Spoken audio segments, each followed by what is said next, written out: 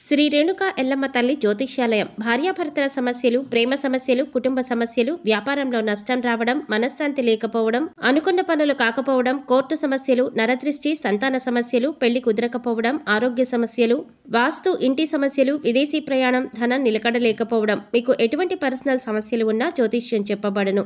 కోయ గురూజీ లక్ష్మణరాజు గారు. Cell number 8074148455. ఓం శ్రీ మాత్రే నమః. ఛానల్లోకి స్వాగతం అండి. కర్కాటక రాశివారు చేయవలసిన పూజ ఒకటి మిగిలిపోయింది. అందుకే లైఫ్ సెటిల్ కావట్లేదు. అయితే ఈ రాశివారు ఎటువంటి ఫలితాలను పొందబోతున్నారు? మీ లైఫ్ సెటిల్ కాకపోవటానికి కారణమేమిటి?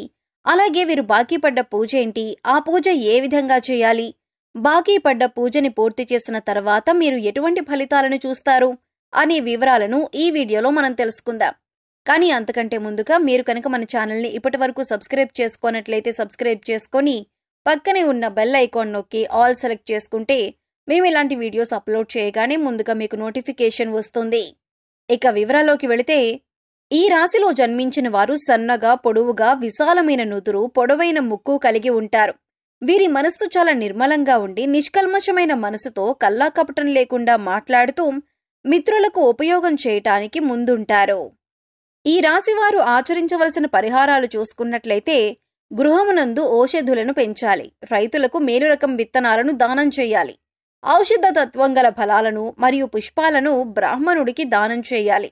పేదలకు ఆయుర్వేద వైద్యాన్ని ఉచితంగా అందించుటకు గాను ఆయుర్వేద వైద్యానికి మరియు వైద్యశాలలకు చేయూతనందించాలి.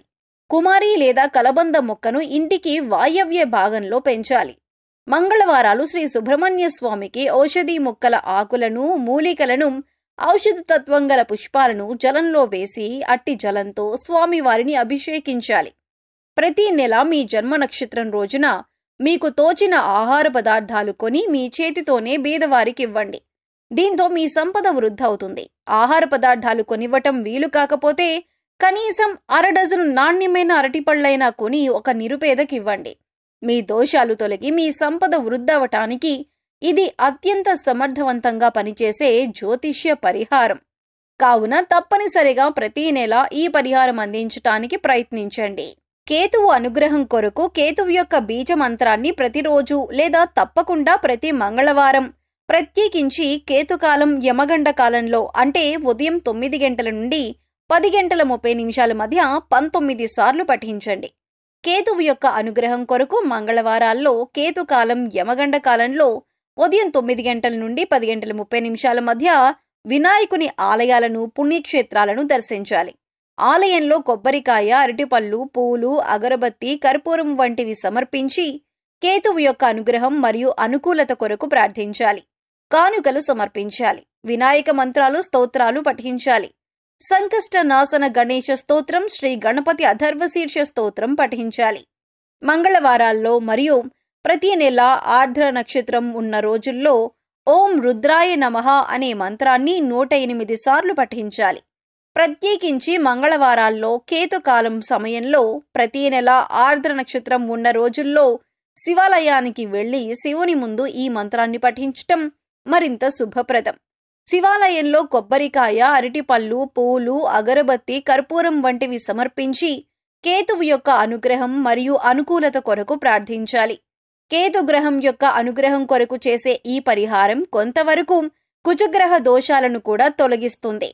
వీధి కుక్కలకు ఆహారం అందివ్వాలి. కొడుకు వరుస అయ్యే వారిని ప్రేమగా చూసుకోవాలి. నలుపు, తెలుపు రంగులో ఉన్న కంబళి దానం చేయాలి. దేవాలయాలను నిర్మించటానికి విరాళాలివ్వాలి. పిచ్చి హాస్పిటల్లో రోగులకు సహాయం చేయాలి. ఉలువలతో చేసిన ఆహార పదార్థాలు పేదలకు పంచాలి. ఉలువలను నీటిలో నానబెట్టి గోవులకు తినిపించాలి. మంగళవారం నాడు నియమంగా ఉండాలి. మంగళవారం రోజున ఉపవాసం కూడా ఆచరించవచ్చు. కేతువు యొక్క అనుగ్రహం కొరకు మంగళవారాలలో సాంబ్రాణి, నువ్వుల చెట్టు ఆకులు, మారేడు పట్ట, ఏనుగుదంతం వీటిలో మీకు లభించిన వాటిని నీళ్లల్లో వేసి కాచి ఈ నీటితో స్నానం చేయాలి.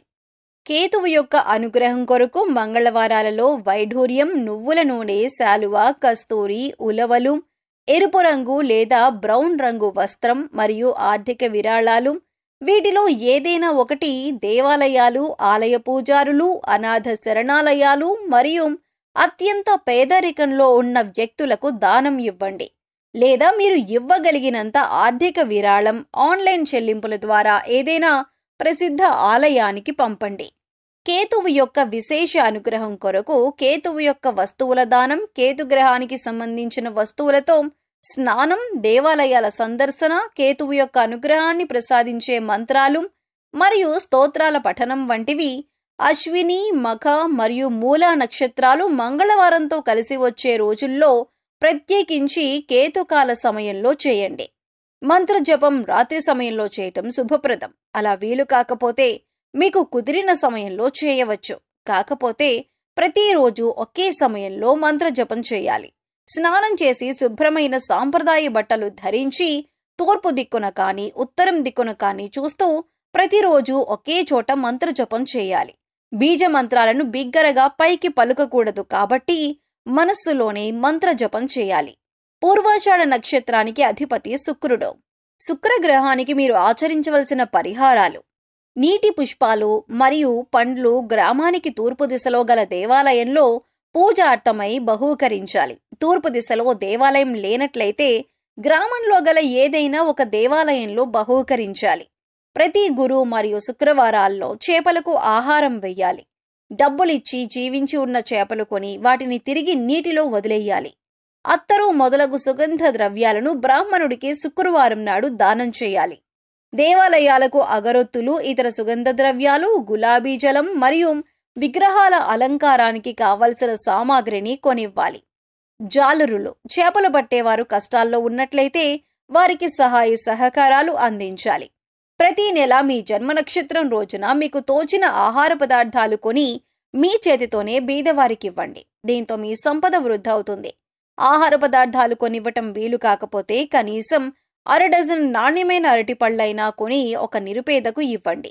మీ దోషాలు తొలగి మీ సంపదలు వృద్ధి అవడానికి ఇది అత్యంత సమర్థవంతంగా పనిచేసే జ్యోతిష్య పరిహారం. కావున తప్పనిసరిగా ప్రతి నెల ఈ పరిహారం ఆచరించడానికి ప్రయత్నించండి. శుక్రగ్రహం వల్ల కష్టాలు రాకుండా ఉండటానికి శుక్రుని అనుగ్రహం కొరకు శుక్రుని యొక్క బీజ మంత్రాన్ని ప్రతిరోజు లేదా తప్పకుండా ప్రతి శుక్రవారం 16 సార్లు పఠించండి. శుక్రగ్రహం యొక్క అధిష్టాన దైవం శ్రీ మహాలక్ష్మి అమ్మవారు. శుక్రుని యొక్క అనుగ్రహం కొరకు శుక్రవారం రోజుల్లో అమావాస్య తిథుల్లో శ్రీ మహాలక్ష్మీదేవి అమ్మవారిని పూజించాలి. శుక్రవారం రోజుల్లో శ్రీ మహావిష్ణు సమేత మహాలక్ష్మి ఆలయాలను, పుణ్యక్షేత్రాలను దర్శించాలి. ఆలయంలో కొబ్బరికాయ, అరటిపళ్ళు, పూలు, అగరబత్తి, కర్పూరం వంటివి సమర్పించి శుక్రుని అనుగ్రహం కొరకు ప్రార్థన చేయాలి. శుక్రవారం అమావాస్య తిథుల్లో శ్రీ మహాలక్ష్మి మంత్రాలను, శ్రీ కనకధార స్తోత్రాన్ని, శ్రీ సూక్తాన్ని పఠించాలి. స్త్రీలను గౌరవించాలి. వివాహం కాని అమ్మాయిలకు త్వరగా వివాహం జరగటానికి సహకరించాలి. బొబ్బర్లతో ఆహార పదార్థాలు చేసి పేదలకు పంచాలి. గోవుకు బొబ్బర్లను నీటిలో నానబెట్టి తినిపించాలి. శుక్రవారం నాడు నియమంగా ఉండాలి. శుక్రవారం రోజున ఉపవాసం కూడా ఆచరించవచ్చు. శుక్రగ్రహ అనుగ్రహం పూర్తిగా లభించటం కొరకు శుక్రగ్రహ మంత్రాన్ని ప్రతిరోజు లేదా తప్పకుండా ప్రతి శుక్రవారం 16 సార్లు పఠించండి. సూర్యుడి అనుగ్రహం కొరకు ఏనుగులు మరియు గుర్రాలకు గ్రాసాన్ని సమకూర్చాలి. ఏనుగు మరియు గుర్రపు బొమ్మను లేదా పటాన్ని దక్షిణ గోడకు తూర్పువైపు ముఖం ఉండేలాగా అమర్చాలి లేదా తగిలించాలి. శ్రీ సూర్య భగవానుని ఆరాధన వీరికి శుభఫలాలిస్తుంది. వృక్షాలకు మరియు ఇంట్లో గల మొక్కలకు ప్రతినిత్యం తప్పనిసరిగా నీళ్లు పొయ్యాలి. ఏనుగులకు అరటి పండ్లను తినిపించాలి. గోధుమలు, బెల్లం, మంచినెయ్యితో వండిన పాయాసాన్ని శివుడికి నివేదన చేసి స్వీకరించాలి. ప్రతి నెల మీ జన్మ నక్షత్రం రోజున మీకు తోచిన ఆహార పదార్థాలు కొని మీ చేతితోనే బీదవారికివ్వండి. దీంతో మీ సంపద వృద్ధవుతుంది. ఆహార పదార్థాలు కొనివ్వటం వీలు కాకపోతే కనీసం 1/2 డజను నాణ్యమైన అరటిపళ్ళైనా కొని ఒక నిరుపేదకివ్వండి. మీ దోషాలు తొలగి మీ సంపదలు వృద్ధవడానికి ఇది అత్యంత సమర్థవంతంగా పనిచేసే జ్యోతిష్య పరిహారం. కావున తప్పనిసరిగా ప్రతి నెల ఈ పరిహారం ఆచరించటానికి ప్రయత్నించండి. సూర్యుని అనుగ్రహం కొరకు శివాలయాలను, శివుని పుణ్యక్షేత్రాలను ఆదివారాలు దర్శించండి. కొబ్బరికాయలు, అరటిపండ్లు, పూలు, అగరబత్తీలు, కర్పూరం మొదలైన వాటిని దేవాలయాలలో సమర్పించి సూర్యగ్రహానుగ్రహం కోసం ప్రార్థించండి. సూర్యుని అనుగ్రహం కొరకు ప్రతి ఆదివారం శివుని మంత్రాలు, రుద్ర మంత్రాలు, శ్రీ ఆదిత్య హృదయ స్తోత్రం మరియు శ్రీ రుద్రాష్టకం తప్పకుండా పఠించండి. సూర్యుని అనుగ్రహం కొరకు ఆదివారాలలో కుంకుమ పువ్వు, రక్తచందనం, మణిశిల, యాలకులు, దేవదారు, వట్టివేళ్లు, యష్టి మధుకం, ఎర్ర పుష్పాలు, ఎర్ర గన్నేరు పువ్వులు వీటిలో మీకు లభించిన వాటిని నీళ్లల్లో వేసి కాచి ఈ నీటితో స్నానం చేయాలి. ఆదివారాల్లో ఎరుపు మరియు కాషాయ రంగు దుస్తులు ధరించాలి. సూర్యుని అనుగ్రహం కొరకు శుభతిథి ఉన్న ఆదివారాల్లో గోధుమలు, బెల్లం, ఖండచక్కెర, కంచు, రాగి, రక్తచందనం, పద్మములు మరియు ఆర్థిక విరాళాలు వీటిలో ఏదైనా ఒకటి దేవాలయాలు, ఆలయ పూజారులు, అనాథ శరణాలయాలు మరియు అత్యంత పేదరికంలో ఉన్న వ్యక్తులకు దానమివ్వండి. సో చూశారు కదండి, ఈ రాశి వారికి కెరీర్ల అభివృద్ధి పొందటానికి, అలాగే మీరు తలపెట్టిన ప్రతి పని పూర్తవ్వటానికి, ప్రతి విషయంలో ముందుండటానికి ఈ రాశివారు ఏ పూజ చెయ్యాలి, ఈ రాశివారు బాకీ పడిన పూజ ఏంటి, ఆ పూజ ఎలా చేసుకోవాలి అనే అంశాలను ఈ వీడియోలో మనం వివరంగా తెలుసుకున్నాం కదా. ఈ వీడియో మీకు నచ్చినట్లయితే లైక్ చేయండి. మీ ఫ్రెండ్స్ అండ్ ఫ్యామిలీస్లో ఎవరైనా కర్కాటక రాశి వారు ఉన్నట్లయితే వారితో ఈ వీడియోని షేర్ చేసుకోవటం మర్చిపోకండి. అలాగే ఇప్పటి వరకు మన ఛానల్ని మీరు ఇంకా సబ్స్క్రైబ్ చేసుకున్నట్లయితే సబ్స్క్రైబ్ చేసుకొని పక్కనే ఉన్న బెల్ ఐకాన్ నొక్కి ఆల్ సెలెక్ట్ చేసుకుంటే మేము ఇలాంటి వీడియోస్ అప్లోడ్ చేయగానే ముందుగా మీకు నోటిఫికేషన్ వస్తుంది. మరో చక్కటి వీడియోతో మళ్ళీ కలుసుకుందామండి. ఓం శ్రీ మాత్రే నమః.